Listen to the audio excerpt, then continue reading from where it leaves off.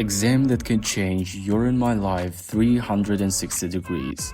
There's a saying, don't rush the process, trust the process. Achieving goals becomes much easier when you are 100% dedicated to achieving them. Today is the 16th of June, and we're starting our first and biggest project possible.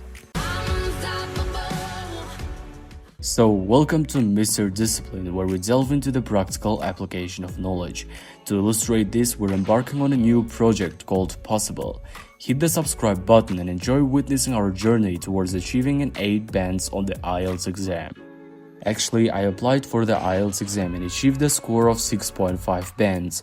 However, I aspire to reach a higher score, specifically 8 bands. And in this video, I'll share you my plan to achieve that starting from scratch. Firstly, I'll focus on each skill separately. For the first 2 days, I will dedicate my efforts to improving my vocabulary. In the following 4 days, I will concentrate on enhancing my listening, reading, writing, and speaking skills. Finally, on the last day, I'll take a full IELTS sample exam. This structured approach will allow me to improve my English proficiency more rapidly and effectively. I prioritize working on vocabulary in the initial 2 days because I intend to utilize the newly acquired words during the remaining 5 days, transforming them into active vocabulary.